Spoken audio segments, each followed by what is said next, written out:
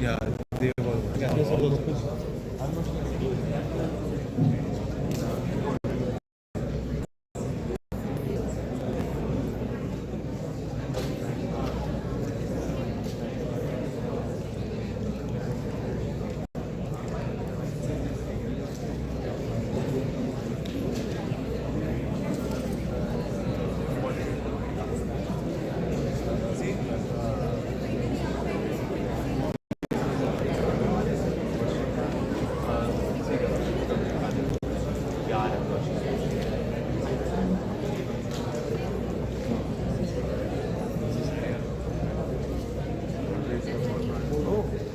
Should we say that on stage? Listen, Weirdly.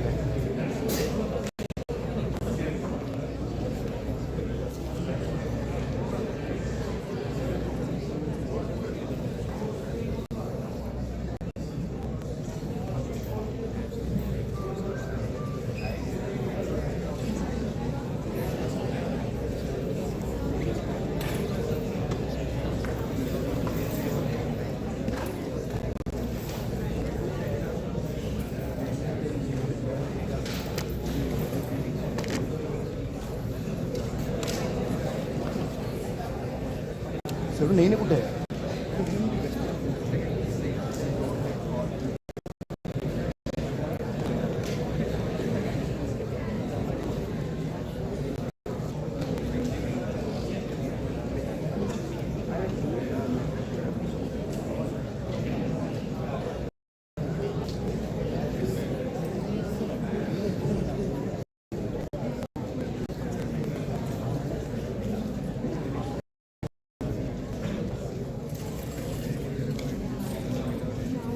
Please remain seated. We are about to start the event soon.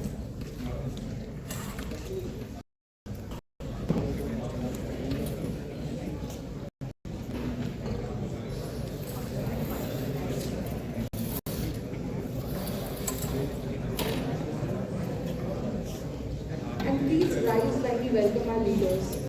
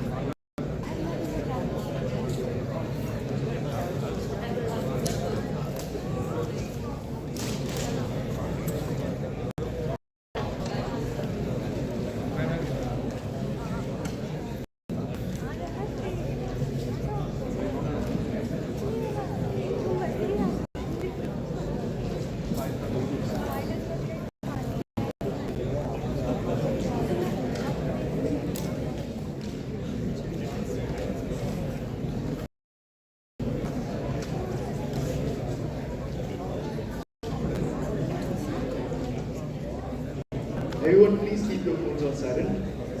We're about to start the session.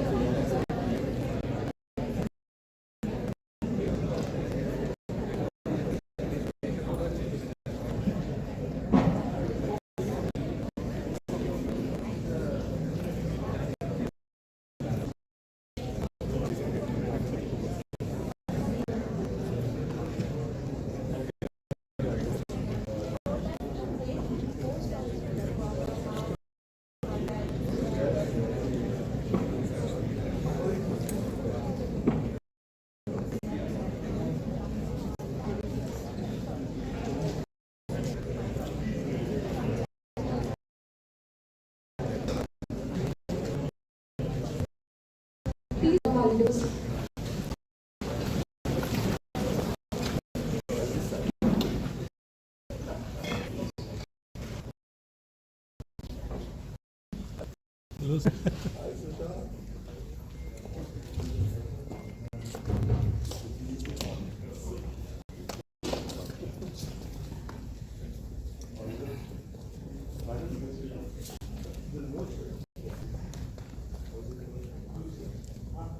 join us in extending a round of applause.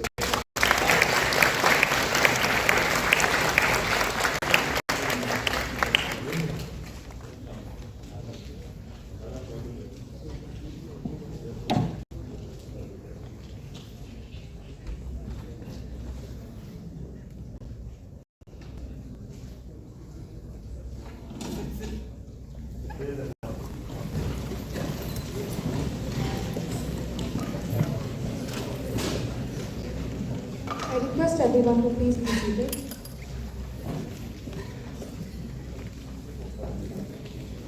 A very good afternoon to one and all present here. I am Tanushree Mandal. And I'm Shivansh Kaur, and it is an absolute pleasure today to welcome you to the 8th edition of Business Excellence Summit at Xavier Institute of Management, Exam University, Bhubaneswar. An annual confluence where ideas, innovation, and leadership come together. This year's theme, Building Resilient Businesses Navigating Risk to Shape a Sustainable Future, speaks to a business world where uncertainty is no longer an exception, but a constant. It calls for the organization and the leaders to steer them to anticipate what lies ahead, absorb the unexpected, and emerge stronger for every disruption.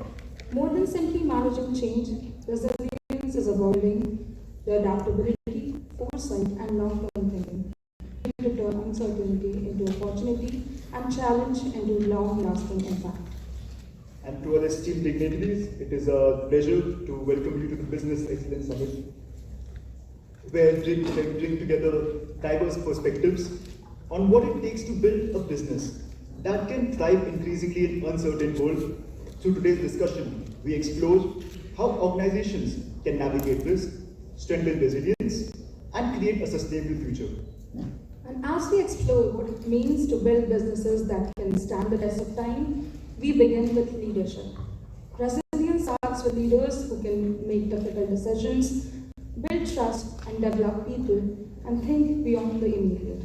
Our first panel, Leadership Leading for the Long Run, brings this idea to life by exploring how leaders can balance short-term pressures with long-term of the organization. We bring together three distinguished leaders whose career reflect this idea of building the long run in very different ways, spanning technology, financial risk, and investment. We are privileged to have with us today Mr. Sushant Dwivedi, the Managing Director of India and Philippines SHL, Mr. Jaydeep Chakravarti, Vice President JP Morgan Chase, and Mr. Srinivas Bharatam, Managing Director at Stakeport Capital.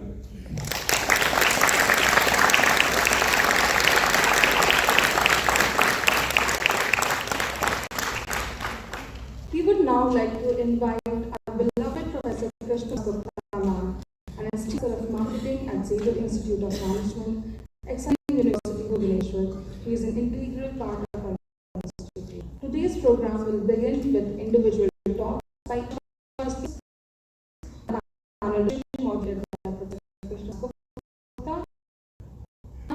This will be followed Q&A session, and finally we will have a short presentation by our students, highlighting the articles published by the Business Excellence Summit magazine.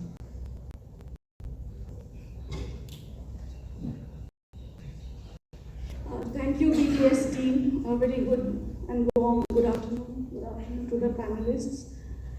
First of all, it's a very well thoughtfully coined topic. There could not have been a better opportunity than the times that we are going through to have a discussion on building resilient businesses. And very properly coined this sub-theme, which is lasting for the long run. So that's a gradual topic. And I know the four plans just discussing, it is a challenge. So we hope we will navigate the challenge successfully to keep you awake, alert, and make you ask relevant questions. So yesterday evening I was sitting through and thinking about the topic because I was asked to moderate. So So, a movie came to my mind whenever we talk about resilience. And most of you have seen the movie. It stayed with me for a longer time. The short accent of the movie is, it's a Federal Express flight, cargo flight, which gets into a rough weather in one of its journey to the US, and it crashes. So I'm sure all of you, most of you, which movie was that? Castaway. So there's this protagonist who is the only single soul survivor who washes up to the shore. What he has with him is few boxes of Federal Express boxes. So he manages to stay. Manages to take those boxes with the debris. He lands up in that uninhabited. He manages to create fire, makes food, roasts some fish, preserves water for to stay hydrated, and that's how he survives for 4 long years. You should see the movie. Those who have seen it, you must revisit in the light of the discussions we had. The interesting part of the movie was there is a football or volleyball which he gets in one of the boxes. He makes a face on this box. He prints a face of a box and he keeps the box in his front so that he could communicate. It could be a sounding board to him. That's how he survives the 4 long years. What's another interesting point is there was another FedEx box which was unopened. So why was it unopened? He kept it with lot of care, preserved it. There was a print of 2 wings of an angel on that box, right? So what he does after 4 years, he somehow manages to prepare a raft with some polythenes here and there, and he sets for sail till he gets noticed by another cargo ship and he is rescued. That is a good 4 years.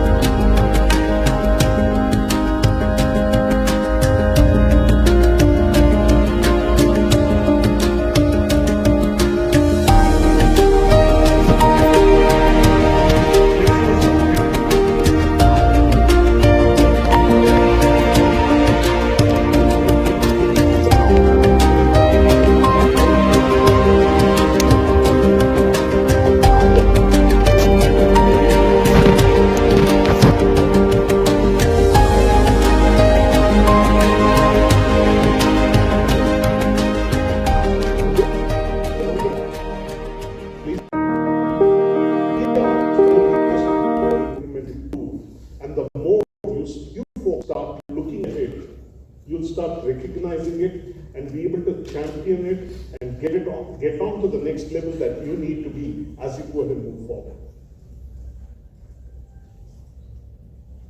Now I need to go ahead and get back to the people on the company side of it. And so we spoke about company. There's material which is there, there's machines which companies are using, there's IP which they're going to use, but it's the people part of it. And when I'm referring to people, it's the leadership which starts becoming very, very fundamental and very core for an organization. The leaders who are well known, like today you have to look back at Microsoft, we talk about a Bill Gates, we talk about a Steve Ballmer, we talk about a Satya Nadella. So pretty much organization with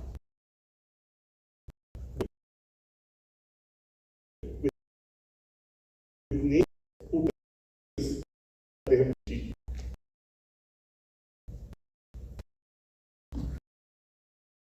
So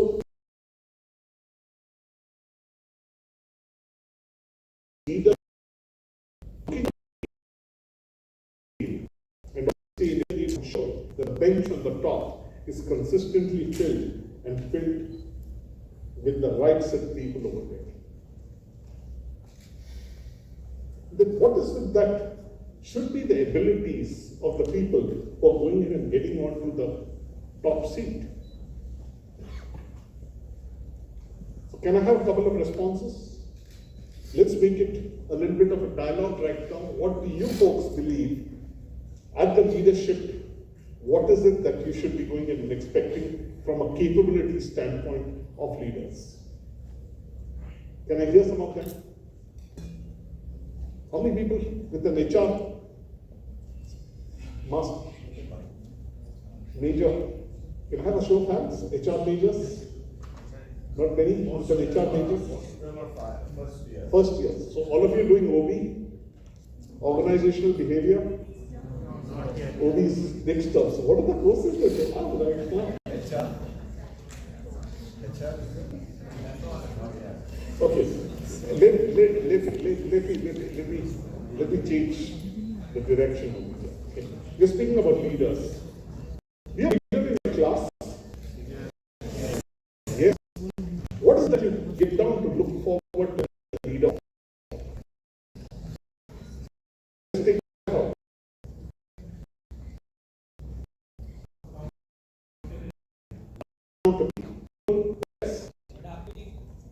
Adaptability, great, wonderful.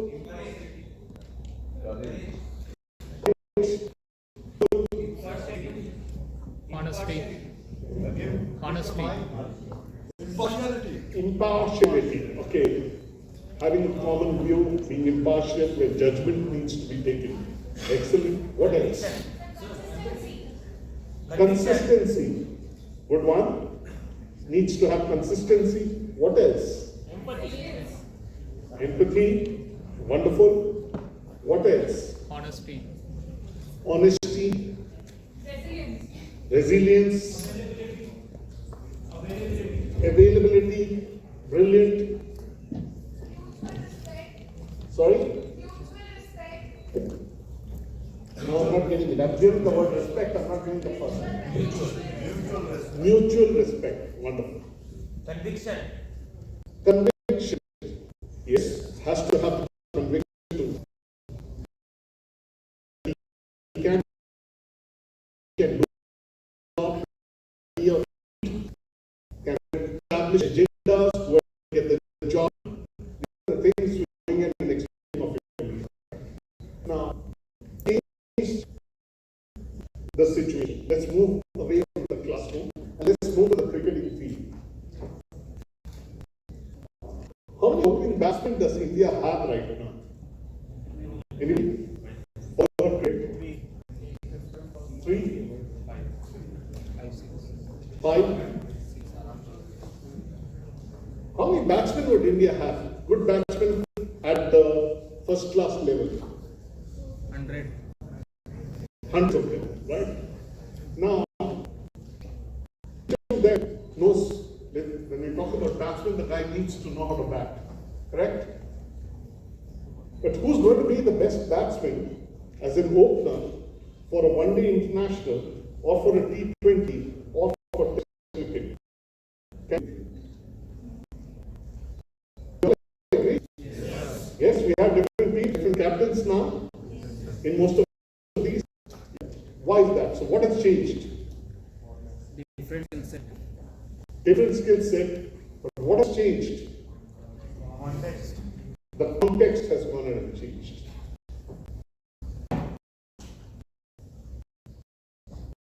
Leadership ability, leading, organized side, organization, what for context, leaders' abilities to go and manage multiple contexts becomes extremely important. The leaders have great capabilities. So everybody at one level within an organization goes at, but people come in with different experiences and different contextual experiences in the organization. And let me call up you. This was a which happened at SHL when it was part of Gartner. There was a research which was done which covered about 9,000 managers and senior managers globally. About 11% of the population was from India.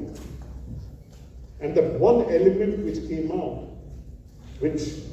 and they were asked, okay, what's the kind of challenge that you're going in and having at your workplace? And the list of challenges which went in and came up were about 180 common challenges which could be identified.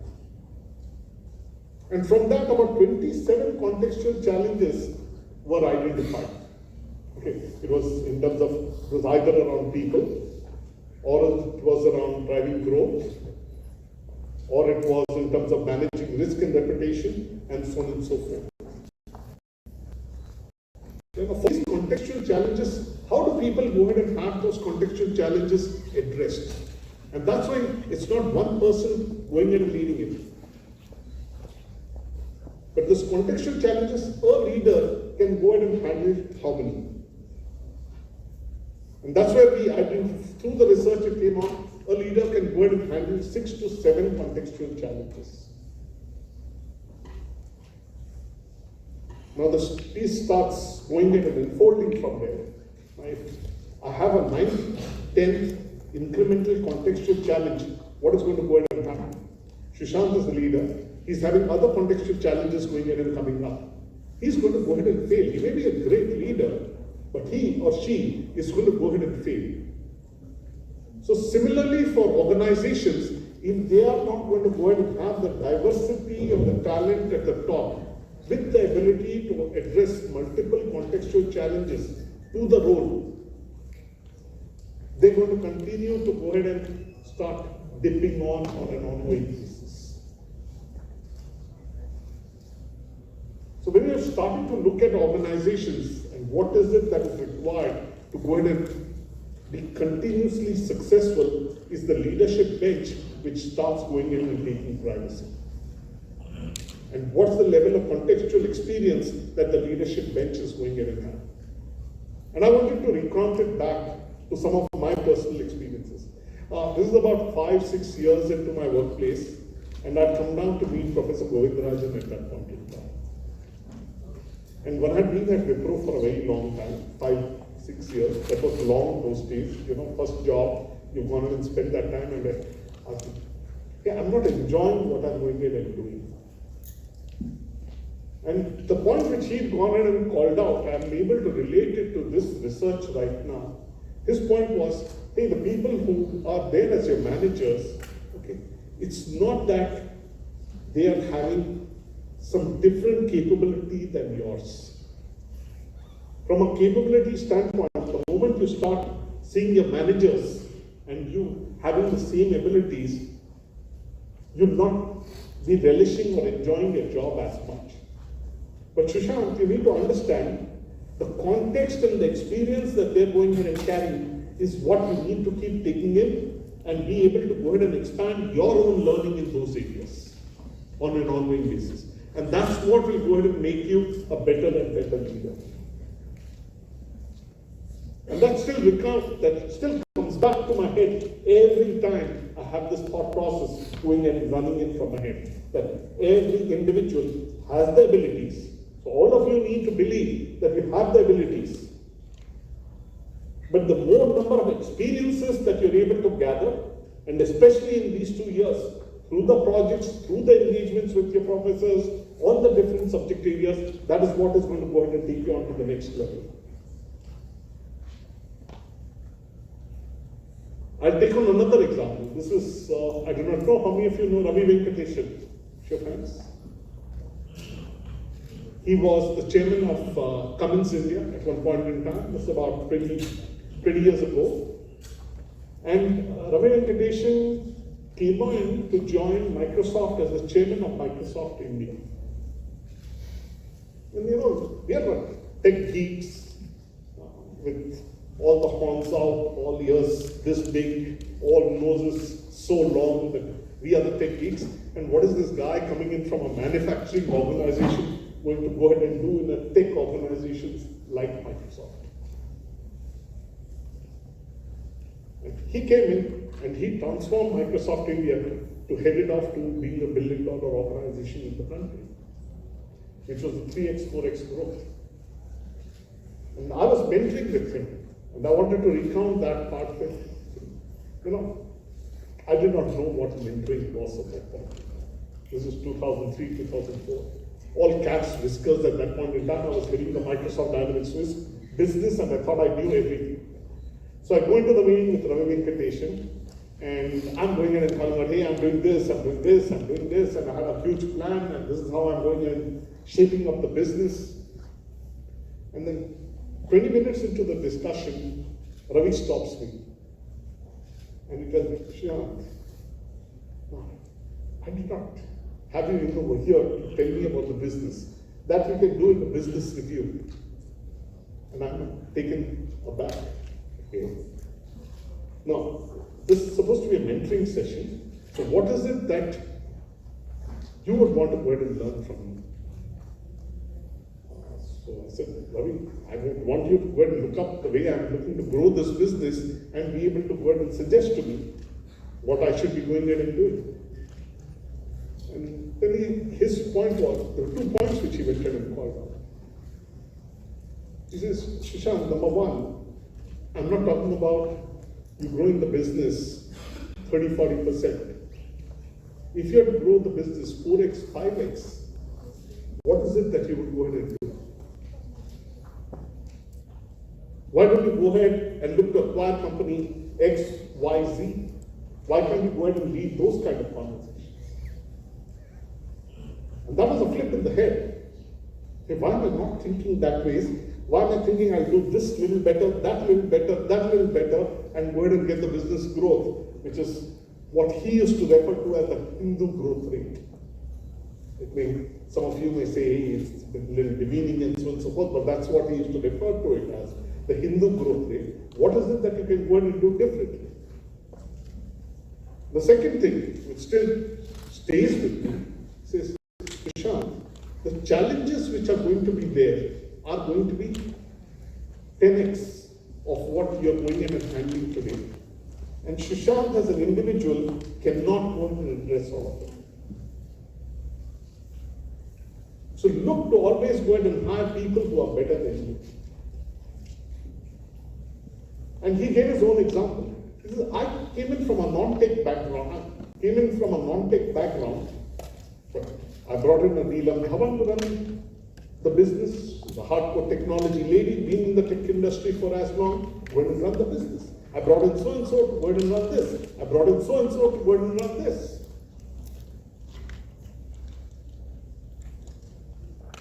So when you guys are going in and looking at yourself, going in and establishing yourself from hey, I'm going to be going in and graduating this year, or I'm going in and graduating next year, what's going to be the context there? What is it that companies are going to be going in and looking for? And what is the difference that I can go ahead and make over there? So when we are looking at the context of AI, which everybody seems to be so concerned, and I would go ahead and call out the last 20, 30 conversations, last 20, 30 meetings that I would have gone and had with senior leaders. Everybody's concern is AI, that AI is going to go ahead and come and eat it. It's great to be concerned about that. I'm sure all of you are concerned about that. But take it on. Computers came on. Did everybody lose their jobs? So AI is in. Yes, there'll be some roles which will go ahead and reclassify themselves. There'll be a different set of jobs which will go ahead and reclassify. Am I preparing myself to be able to do that job? And that's the question that should be there. Similarly, organizations. There'll be some organizations who use the AI to go ahead and grow up 100x. And you're already seeing that, right? There'll be some organizations which will be in the middle. But everything has a normal distribution curve. There'll be the bottom X percentage which will go out of business. So keep looking at the context, and organizations which are able to design the leadership basis the context that they're going in and seeing the market and evolving towards it, that is what is going to go ahead and drive the transition and the change in the world as we go ahead and move forward. And that's it from me for now. More as we go ahead and tackle this. Thank you.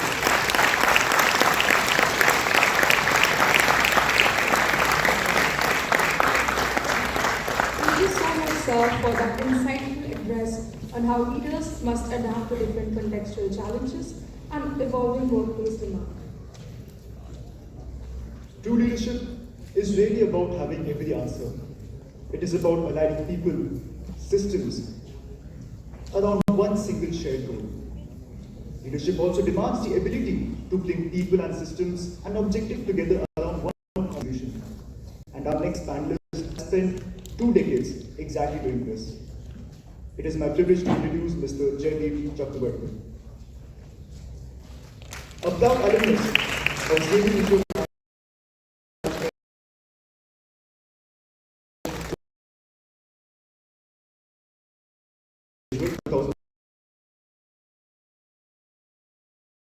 specialization in education. Global rising from president, vice president, while leading global teams as lead business analyst.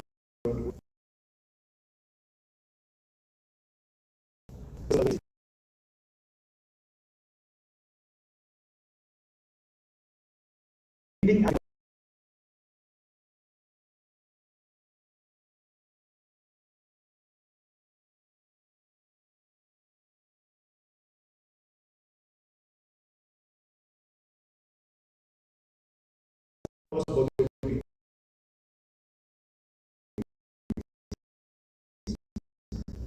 Mr. Jaideep Chakrabarty.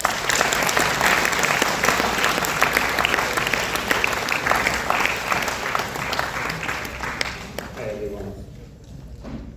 All this introduction about me.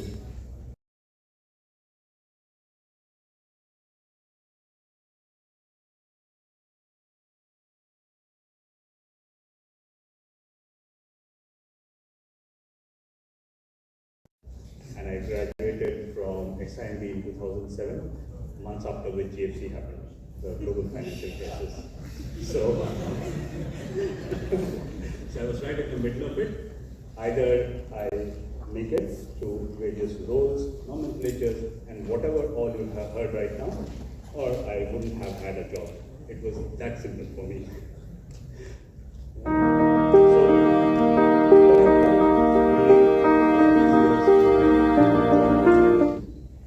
Yes, you need to build a resilient organization, but sometimes, and many a times, this resilience is actually, let's say, forced upon you. So let's say when the GFC happened, the global financial crisis happened in 2008, regulators came back and said, as banks or as large domestic or international systemic important banks, you can't fail. Right? When the banks could not fail, And what did it mean to not fail was written on. Earlier there were capital adequacy norms, there were then liquidity norms, all of that was written on. Auditability was written on as a norm. And we, at the most junior level to the most senior person in the team or in the organization, had to implement those norms at every point and demonstrate to the regulators that we are compliant. That meant building a resilient organization in a regulatory time frame. What it also meant was, always you'll see that whenever a new regulation comes in, the industry says, oh, this is going to add costs for us.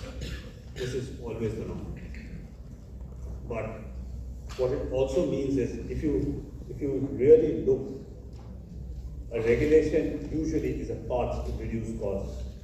We have had lots of initiatives across the chain where the unit economics for implementing a regulation came down. It actually meant that the business grew. Now, that was not only the regulatory part, the regulation also made us grow the business. We actually had more jobs in the same organization. And we also had disruptions at different points of time in the same organization. So, let's say there is an AI down. At some point, there was, because of some downturn, let's say COVID. I have given one example. When I was in my previous organization, at the time of COVID, there was this ask from the regulators of some countries that the banks could not pay dividends if they were not making certain margins or not keeping certain liquidity. What it meant was, now these banks are global, you have to understand. In some parts of the world, they were making big money. In other parts, they were not. Where they were making money, the investors, they wanted that dividend because it fed into the pension funds, etc. On the other part of the world, they did not make money. It was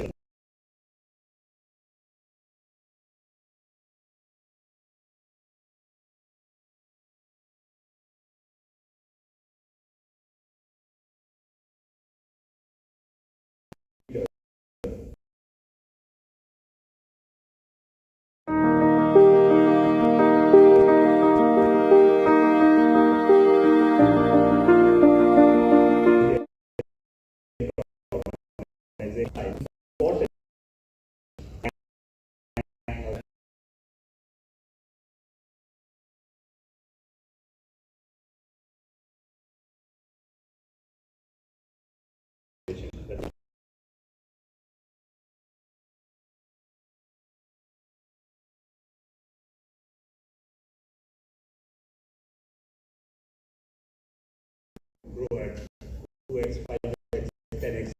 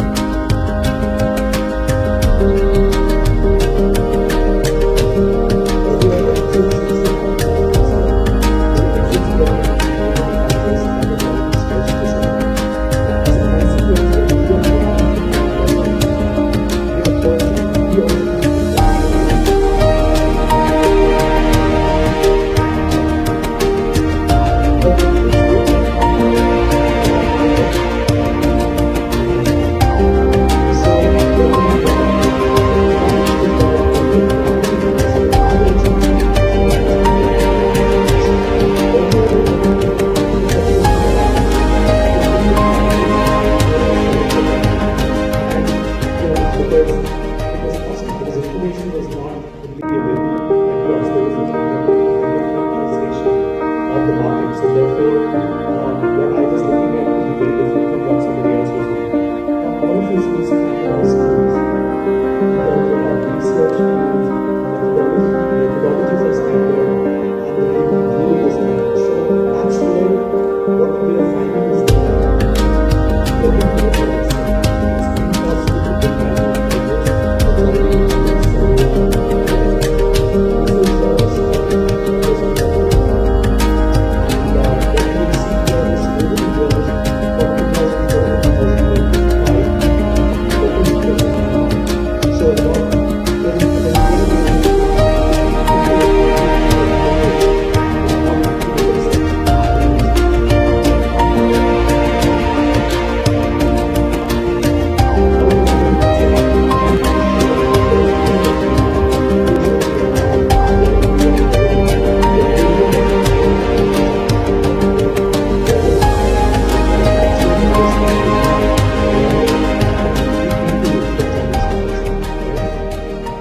Now, this is also when delivered. There's a McKinsey study, though these studies are involved. There's what's our delivery? Don't you do this because I know there's a question to always reach out to me. My email ID is there. Another thing that's also happening is that this is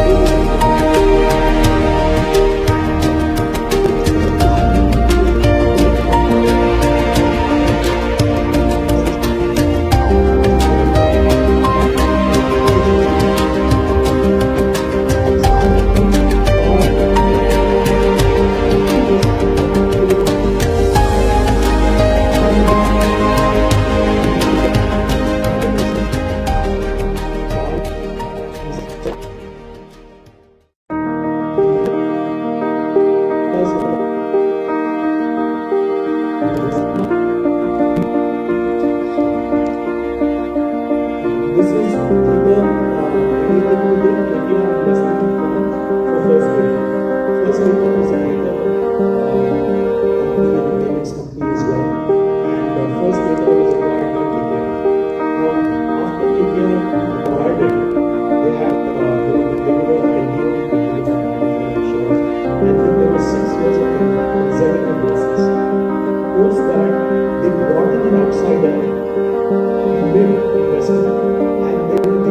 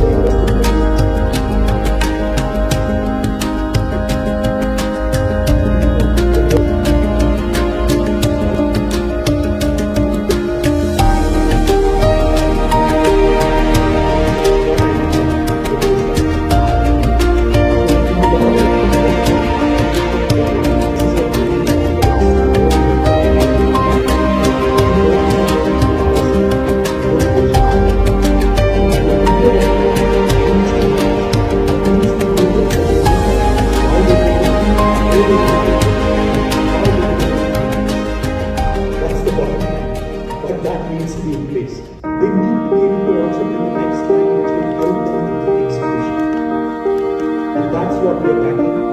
And today, as a firm, we are not backing people. This is we back businesses. Because we back businesses and we try to build this business, we don't want to surprise this either. That's why we're trying to make it response. The other thing that we want to do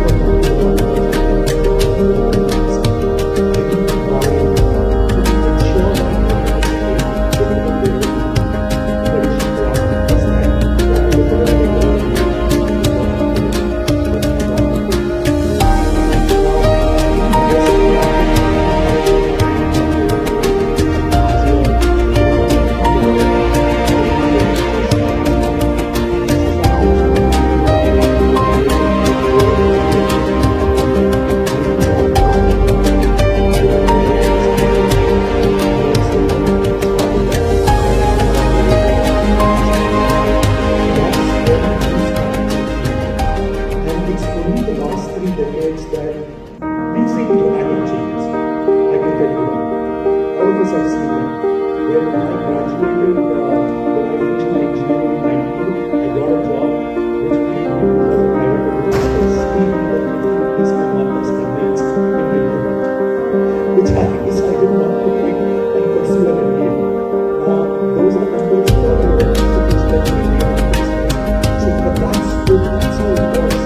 And then you know, the way we do research, and in 2000 stuff was today, we don't know how to do that.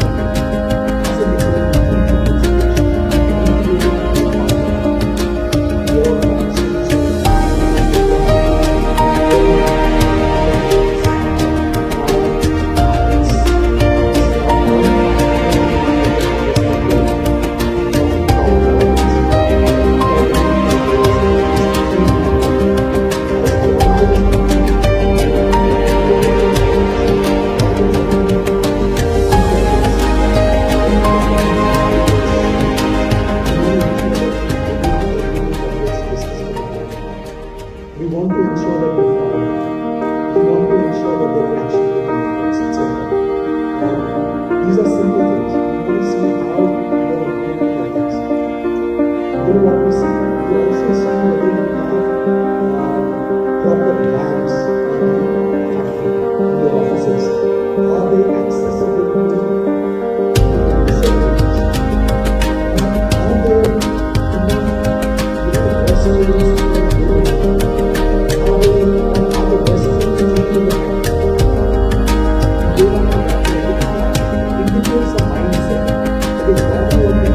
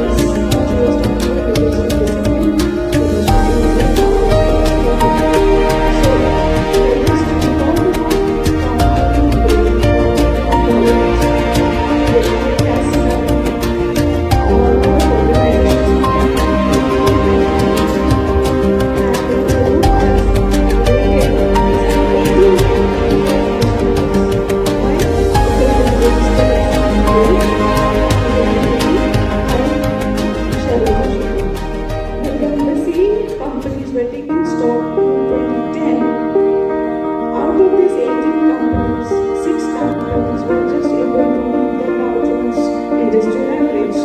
6 companies. And 12 of them were kind of from great now they were okay. So I think that was the last study, it was 2005 round, that was a plan basis. Going forward, if you look at those companies, you see whether this is ESR, which we are able to implement. So with this note, I think this thing for a discussion, for a question answers, please can raise your hand. Go ahead, please.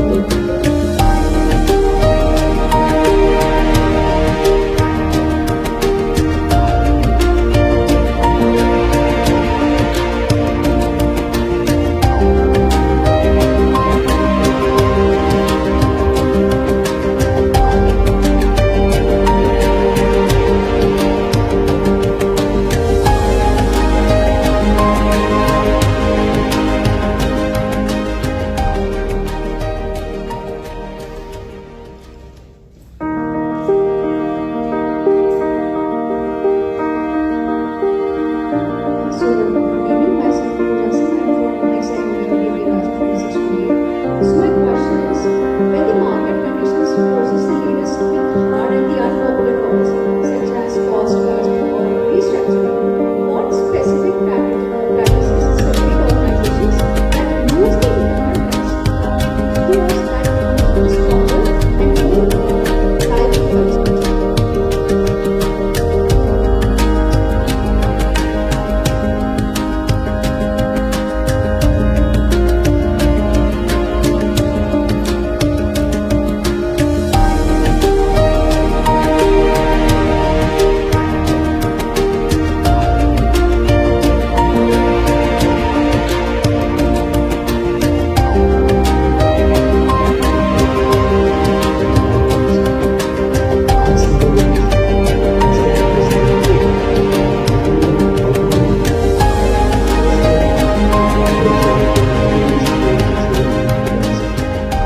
More often than not, the founders of big companies are extremely hesitant to downsize because they have personal relationships with their employees. They have grown the company, and along with them, the employees have grown. So it's very difficult. But that is where the difference comes in. Somebody who can take that call. The leader needs to take that call. Without taking that call, it's not possible. I give you one example for one example. This company was actually going well when we founded it, and after about 2 years, the markets dramatically changed after GFC. They started facing a lot of issues. They had set up lots of offices across the country, and they ended with losses. There was a point where there was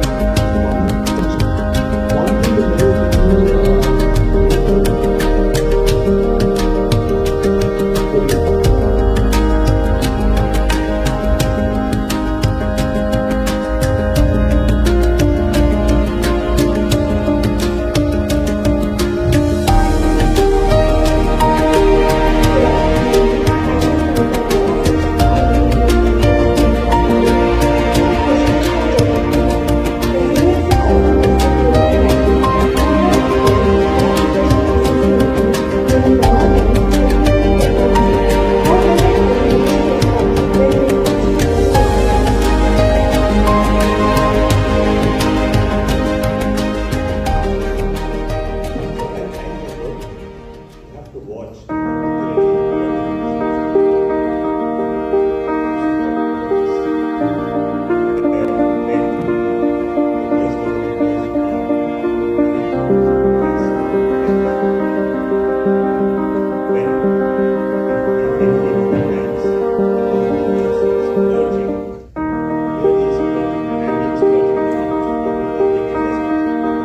particularly investments can go right to splurging because of this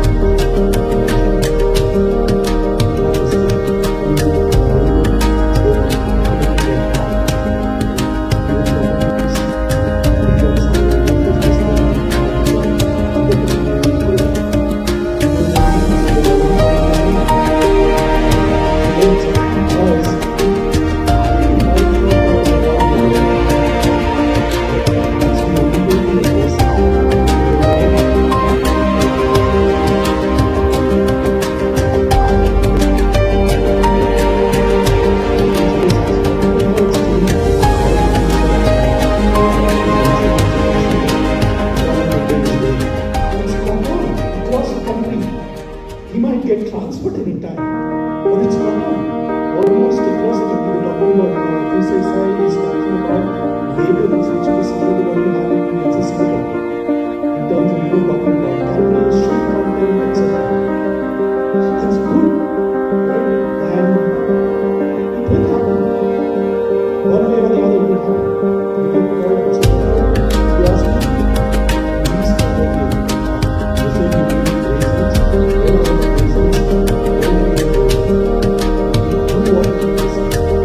There is certain reasons that is good.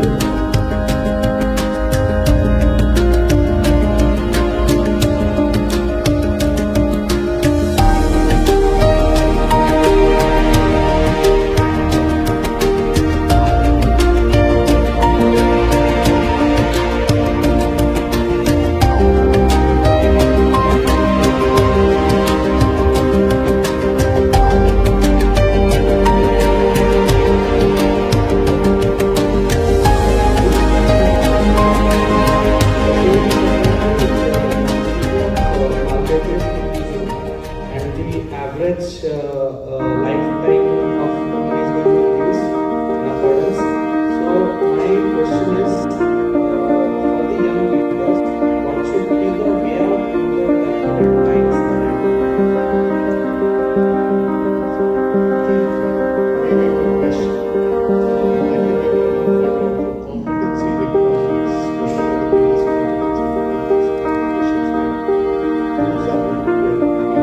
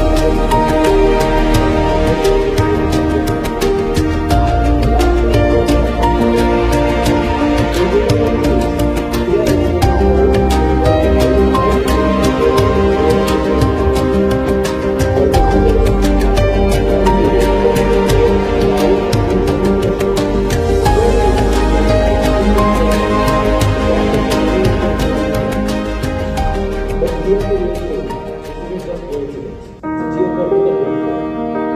And how India spends the next decade will decide whether it lasts. Why India? Why now? Because India has built something that is more than economic goals, strategic autonomy. It doesn't want to be US bloc, closely international, direct competition. And it doesn't try to China's own either. Then that is it. So we can also down